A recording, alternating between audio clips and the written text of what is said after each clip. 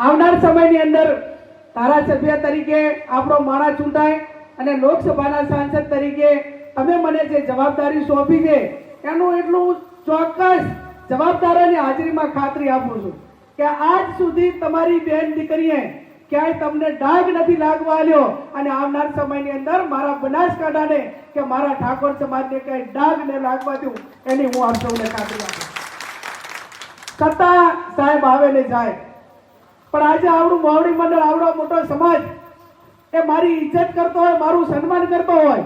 ત્યારે મારી જવાબદારી એક મહિલા તરીકે વિશેષ વધી જાય છે. એક મહિલા તરીકે હોય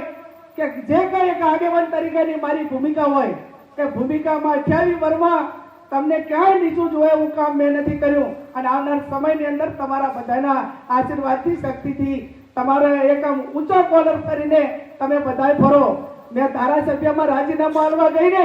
એ દિવસે મેં વટભેર પ્રેસ કોન્ફરન્સ કરી હતી કે આ રાજીનામું એ મારા વ્યક્તિગત સ્વાર્થ માટેનું નથી, આ રાજીનામું પૈસા માટે નથી, આ રાજીનામું મારા મતદારોના વિશ્વાસઘાત માટેનું નથી, આ રાજીનામું મારા ગૌરવ માટેનું રાજીનામું છે, સન્માન માટેનું મારું રાજીનામું છે. અને આવડું મોટું જ્યારે તમે બધે મને માન સન્માન આપ્યું હોય ત્યારે એ માન સન્માનને હું લાયક બનું. તમારું જે ઋણ મારા ઉપર છે એ ઋણ ઉતારવા માટેના ભગવાન પરમાત્મા સદારામ બાપુના આશીર્વાદ અમને સૌને મને બધાને મળે અને શક્ય હોય એટલું નાનામાં મોટું તમારું કોઈ પણ ટાપુ છે તો એમાં ક્યાંય પણ તમને કચાશ રહેવા દીધી નથી અને આવનાર સમયમાં પણ નહીં રહેવા દઉં. આ જમણવાર પછી જે આપણી વાવ વિધાનસભાની સીટમાં જે પ્રભારીઓની નિમણૂક કરેલી છે એ પ્રભારીઓ જમ્યા પછી એ રોકાય અને એમની હાથે અલગ મીટિંગ કરવાની છે, એમને ફાઇલ આપવાની છે.